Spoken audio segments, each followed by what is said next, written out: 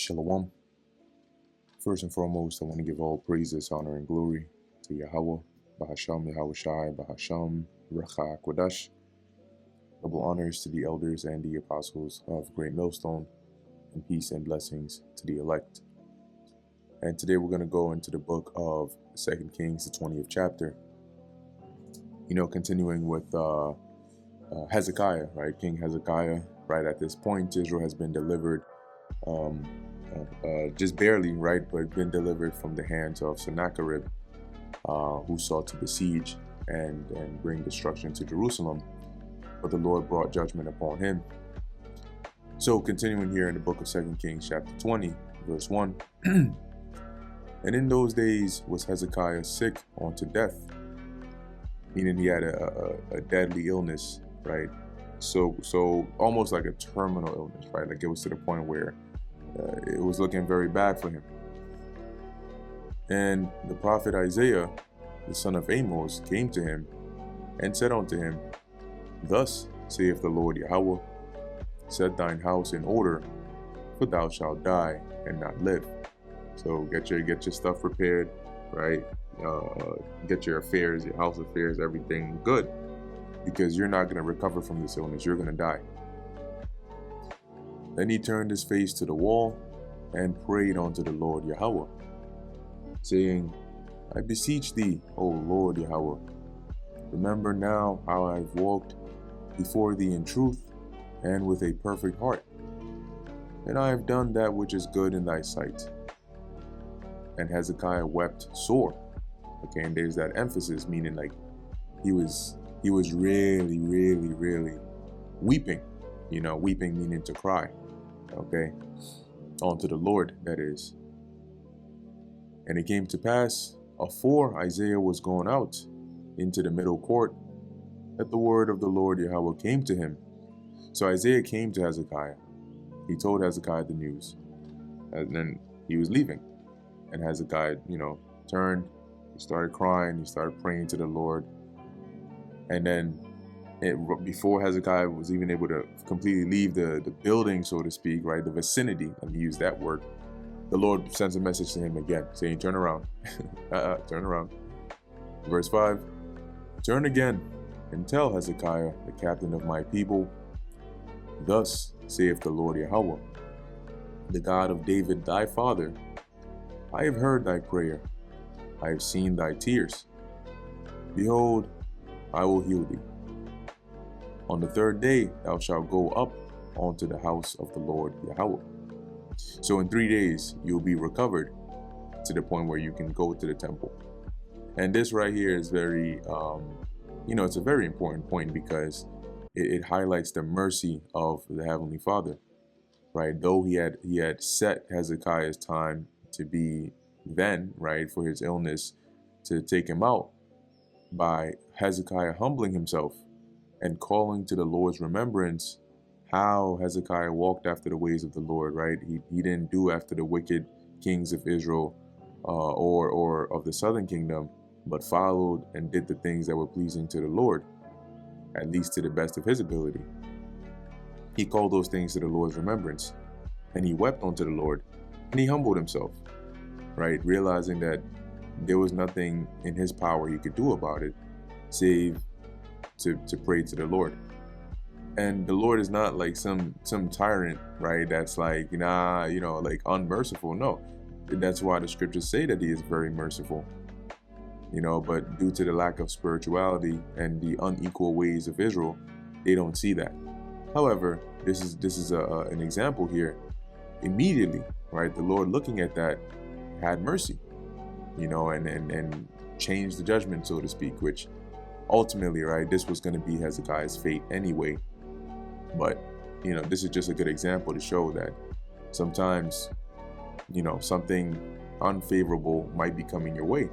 But by humbling yourself, and this is why it's very important to do that which is pleasing to the Lord, because then you can make somewhat of a case, right? And by humbling yourself, when you pray, use these things, right? Pray to the Lord, remind him of things he's done in the past, remind him of, of the things the scriptures say. Use that to your advantage, and when you pray to the Lord, And it may be that he'll have mercy, like he did here to Hezekiah. So, verse 6, and I will add unto thy days 15 years. So as to where you were supposed to die in maybe a day or two or however long it was going to be with that illness, I'm now going to add 15 years onto your lifespan. And guess what? That means that no matter what, Hezekiah wouldn't die until that 15 years was up. And I will deliver thee and this city out of the hand of the king of Assyria. And I will defend this city for mine own sake and for my servant David's sake, because the Lord mentioned that he would have keep David's descendants there, right, to always have a light before him. And also, it was through the line of David that Yahushua was going to come. So by all means, that lineage had to be preserved, right, even through captivity. And of course, the reputation of the Lord, right, he was known as our God. So having or leaving us, to completely get destroyed when we were calling upon him, that would bring, it wouldn't be honorable to his name, and the Lord values his name and his reputation.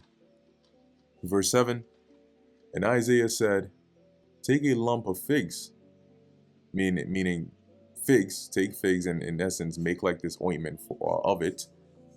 And they took it and laid it on the boil, and he recovered. So from that, we get a little bit of insight into maybe what kind of illness that Hezekiah had. There might have been some physical aspect to it, as you can see the mention here of a boil. So he recovered, he started to feel better, and in due time, right, in the span of, I believe, 3 days or maybe a couple of days, he was good again. And Hezekiah said unto Isaiah, what shall be the sign that the Lord Yahweh will heal me? Remember in verse 7, this is like in the overall, right? Isaiah said, take this and put it upon his boil. And after they did that, right, however long it was after, he was healed. Okay. But verse 8 goes back to the present conversation. So Hezekiah responds, right, and said unto Isaiah, what shall be the sign that the Lord Yahweh will heal me, and that I shall go up into the house of the Lord the third day? And Isaiah said, this sign shalt thou have of the Lord Yahweh, that the Lord Yahweh will do the thing that which he hath spoken. So this would be your confirmation token, so to speak. Shall the shadow go forward 10 degrees, or go back 10 degrees? And Hezekiah answered, it is a light thing for the shadow to go down 10 degrees. Nay, but let the shadow return backward 10 degrees. And what this is referring to here is, let's read verse 11. It says, and Isaiah the prophet cried unto the Lord Yahweh, and he brought the shadow 10 degrees backward, by which it had gone down in the dial of Ahaz. So, and that's talking about a sundial, right? So if you look up here, a sundial, you get an image here. I forget the name of Gnomon. Yeah, I believe that's what it's called, Gnomon. So you would have some device that looks like this, right? It's a disc or a dial, and it has this stem sticking out of it, which is known as a gnomon.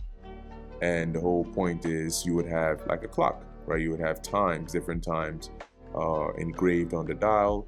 And as the sun rises and sets, right, you would position the front of the gnomon pointing north, absolute north. And as the sun rises and sets, you would see the shadow that is cast by this gnomon based on the position of the sun, right? Would tell you, basically, that shadow would tell you what time it is, and the shadow would move, in whatever, like I think like clockwise motion as the sun is. Right, here's a good example, right? You see what I click on? There you go. So as the sun is moving, right, you're gonna see the shadow also on the dial moving to tell you basically what the time is. Of course, it's called a sundial because it doesn't work at night, and it doesn't work when you can't see the sun or it's cloudy or whatever the case is. But it was good enough for their time. So Ahaz had built a sundial, And what happened here was, because the shadow of the sundial corresponds to the location of the sun, for the shadow to go forward, meaning in a more clockwise position, that happens normally as the sun, moves, right? It happens normally, in its regular pattern. That's why Hezekiah said, no, that would be too easy. It's like you having a wall, a clock on the wall, right?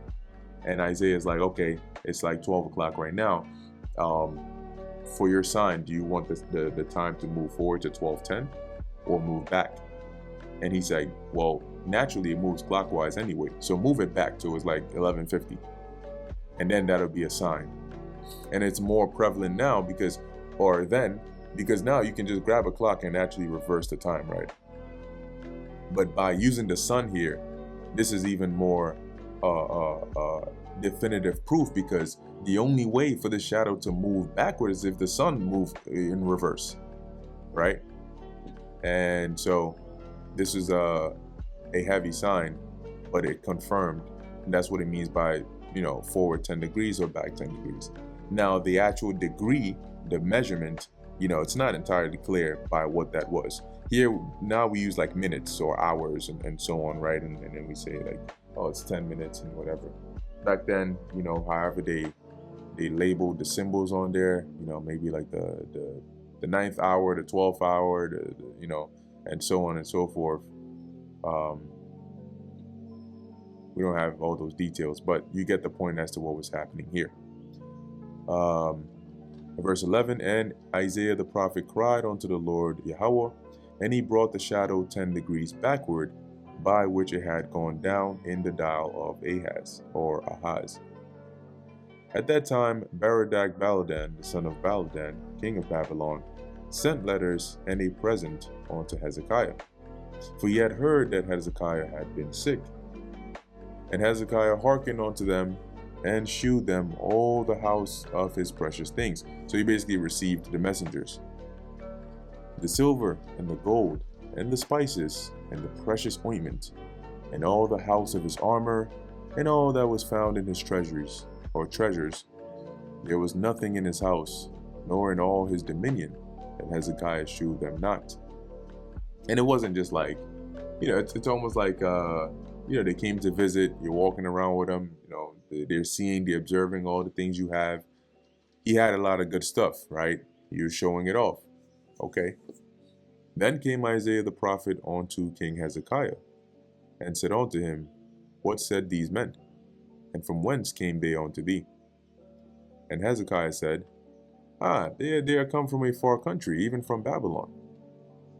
And he said, what have they seen in thine house? And Hezekiah answered, all the things that are mine, or that are in mine house, have they seen. There is nothing among my treasures that I have not shewed them. And Isaiah said unto Hezekiah, hear the word of the Lord Yahweh. Behold, the days come, that all that is in thine house, and that which thy fathers have laid up in store unto this day, shall be carried into Babylon. Nothing shall be left, saith the Lord. And this was a prophecy, and this was fulfilled when we went through, right? When you fast forward into the time of Daniel, latter part of, or really the time of Jeremiah, the time of Habakkuk, and so on, right? Ezekiel, they were there during the time of the Babylonian Empire. Well, guess what? It was the same Babylonians that came up against Jerusalem, and they destroyed it and took all the gold and the silver and all of that. And that's what Isaiah was telling him here. So this was a sign. Verse 18, and of thy sons that shall issue from thee, so your descendants, your lineage, which thou shalt beget, shall they take away. And they shall be eunuchs in the palace of the king of Babylon. Well, one example was Daniel, right? And the three holy children, because they were of the royal line of the tribe of Judah. Okay. Then said Hezekiah unto Isaiah, good is the word of the Lord Yahweh, which thou hast spoken.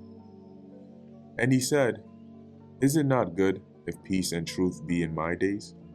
So he said, at least, at the very least, the Lord is going to, he has a peaceful and merciful in my time. So I'll take that. And the rest of the acts of Hezekiah and all his might, and how he made a pool and a conduit, which we went into that, I think, in the lesson in the previous chapter, in the 19th, or maybe the one before, about Hezekiah's tunnel, right, and the Siloam pool and all those things, right, the construction that he made, and brought water into the city. Are they not written in the book of the Chronicles of the kings of Judah? And Hezekiah slept with his fathers, and Manasseh his son reigned in his stead. And that brings us to the end of the book of 2 Kings, the 20th chapter. Lord willing, this was edifying to the elect. In closing, I want to give all praises, honor, and glory to Yahweh, Bahasham, Yahweh Shai, Bahasham, Rechak Wadash. And until next time, Shalom.